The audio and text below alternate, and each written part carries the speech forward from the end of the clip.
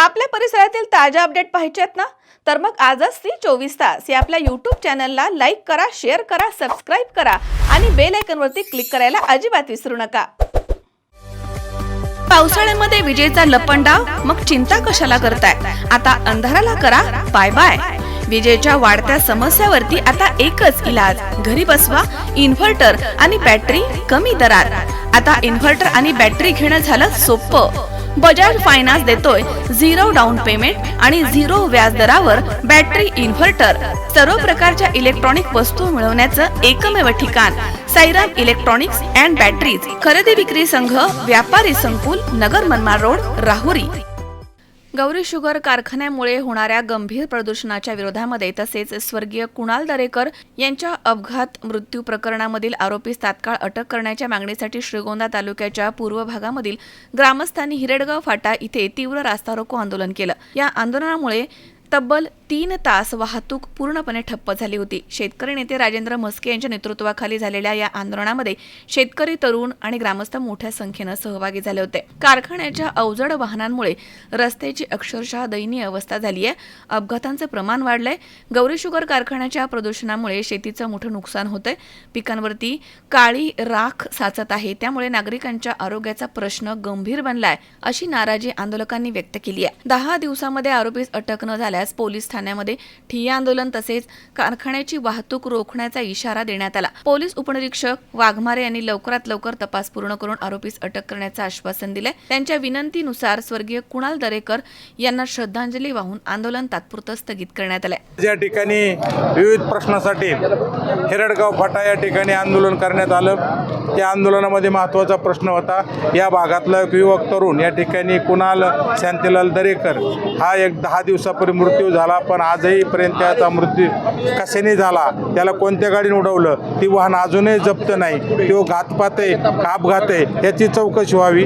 दुसरा मुद्दा होता, या भागामध्ये हा कारखाना उभा आहे. तो कारखाना या भागातला तसं जर बघितलं तर वैभव शैली किंवा शेतकऱ्याच्या हिताचा आहे, परंतु ह्या कारखान्यामध्ये अनेक त्रुटी आहेत आणि ह्या कारखान्यात त्रुटी असताना त्याचा परिणाम, दुष्परिणाम या भागातल्या लोकांना भोगावा लागतो. त्यामध्ये या कारखान्यावाटं धुरावाटं भरपूर राख बाहेर पडते आणि ते राख समोर सगळ्याच्या पिकावर जाते, घरावर जाते, कपड्यावर जाते.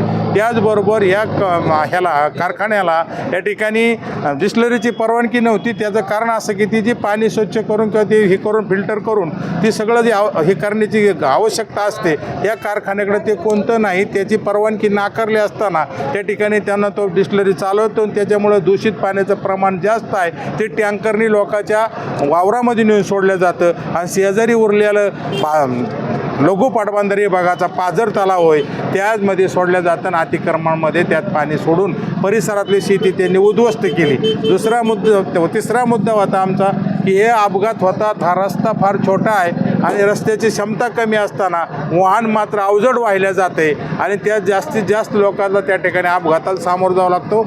रस्ता होतो, निधी मिळतो, परंतु तो निधी हा टक्केवारी वाटण्यात जास्त जाते. मग ते लोकप्रतिनिधीच्या टक्केवारीपासून ती अधिकारी टक्केवारी असेल, ठेकेदारची टक्केवारी असेल, काम मिळण्यापासून 50 नाही 60% पैसे वाटण्यात जातात आणि 40% काम होतं. वर्षात झालेला रस्ता लगेच खराब होतो आणि पुन्हा त्या ठेकेदाराकडून तात्पुरता वाकडा तिकडा दुरुस्त करून दिला जातो. तो टिकत नाही. म्हणून करता हे श्रीगोंदा ते लोकार हा रस्ता तातडीने दुरुस्त करा आणि आडळगाव फाटा ते शेडगाव फाटा हा एक महत्त्वाचा रस्ता होता. तो थोडाफार त्यांनी डागडुजी केली, पण त्याच्यावर आम्ही समाधान नाही. त्या ठेकेदारावर कारवाई व्हावी आणि त्याकडून तो रस्ता पुन्हा करावा. आमच्या या भागातल्या कुकडीच्या कॅनलमध्ये जमिनी गेल्यात, त्या भूसंपादन झाल्यात, काहीचा मोबदला त्या ठिकाणी मिळाला आहे थोड्याफार प्रमाणावर, पण जास्त पैसे या ठिकाणी त्या ठिकाणी मंजूर असूनही लोकांना मिळत नाहीत. ते पैसे तातडीने मिळावा. जे मंजूर झालेले प्रस्ताव नाहीत ते तातडीने मंजूर करावा. त्याचबरोबर शेतीला दिवसा लाईट मिळावी हा एक आमचा मुद्दा होता. कृषी विभागाची थकीत बिलं त्या ठिकाणी जे आहेत अनुदान, ते अनुदान मिळालं पाहिजे. अशा 5-6 मुद्दे घेऊन आम्ही या ठिकाणी रस्त्यावर बसलो. तपास काही लागत नाही आणि म्हणून करता आज या ठिकाणी ह्या विभागाचे अधिकारी आलेत. आम्हाला जे उत्तरं दिले त्याच्यावर मात्र आम्ही समाधान नाही. आम्ही या ठिकाणी कारखान्याचं एकही अधिकारी आला नाही, MD आला नाही. ते MDचा या ठिकाणी निषेध करतो. त्या कारखान्याचा प्रमुख कोण असेल त्याचासुद्धा निषेध करतो आणि भविष्यात त्याच्याविषयी काय करायचं हे आम्ही 4-5 गावातली बैठक घेऊन या कारखान्याविषयीचं पुढचं धोरण ठरवणार आहोत. आणि बऱ्यापैकी या ठिकाणी पोलिसांनी सुद्धा तपासाच्या बाबतीत आम्हाला तारीख दिली नाही आणि म्हणून करता आम्ही त्या ठिकाणी सुद्धा समाधानी झालो नाहीत आणि अजूनही आम्हाला त्या पोराच्या कुटुंबाला न्याय मिळत नाही.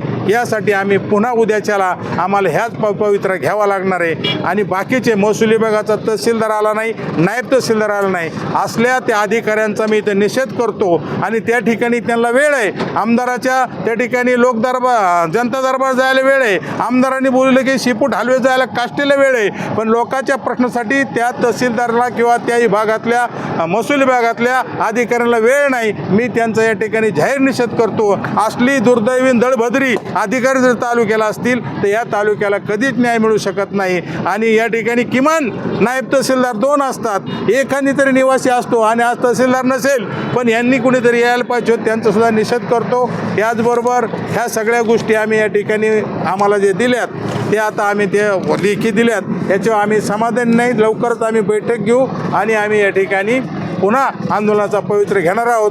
आणि त्यात आमचा मेन मुद्दा आहे तो कारखान्याचा आणि कुणालच्या तपासाचा. बांधकाम विभाग असेल, रस्ते असतील, कृषी असेल किंवा वीज मंडळ असेल, याचं काय करायचं ते आम्ही या ठिकाणी पुढच्या आंदोलनात ठरवू. आणि या ठिकाणी आम्ही आजचं आंदोलन आमचं समाधान झालं नाही, आम्ही निषेध करून सोडतोय. आणि या निषेधार्थ या ठिकाणी आम्ही लोकांची अडवणूक होऊ नये, त्याला मर्यादा असतात. लोकांना कुठंतरी जायचं असतं, बायका पोरं असतात, तर पाण्याची खाण्याची व्यवस्था होत नाही. आणि म्हणून करता प्रवासाच्या सोयीसाठी आम्ही या ठिकाणी हा रस्ता रोको स्थगित केलेला आहे, समाधान म्हणून नाही. आणि स्थगित आहे, आम्हाला या ठिकाणी न्याय मिळालेला नाही. सुहास कुलकर्णी, C24 तास, Shrigonda. Saidam hospital test tube baby centre. मी डॉक्टर स्वप्नील माने, स्त्रीरोग, वंध्यत्व व दुर्बीणद्वारे शस्त्रक्रिया तज्ज्ञ. आमच्याकडे दुर्बीणद्वारे शस्त्रक्रियेसाठी लागणारे सर्व अत्याधुनिक उपकरणं अवेलेबल आहेत. त्यामध्ये 3D 4D कॅमेरा, तसेच रुग्णांना 10 ते 20 ml रक्तस्राव होतो. पेशंटला खूप आरामदायी ऑपरेशन होतं. सूक्ष्म आजार बाहेर काढले जातात. 10 पटीने पेशंटच्या अवयवांचं निराकरण करता येतं आणि आजाराचं उच्चाटन केलं जातं. साईदाम हॉस्पिटल, लॅप्रोस्कोपिक सेंटर आणि test baby centre, court area, Bhagyashree हॉटेलच्या पाठीमागे, राहुरी.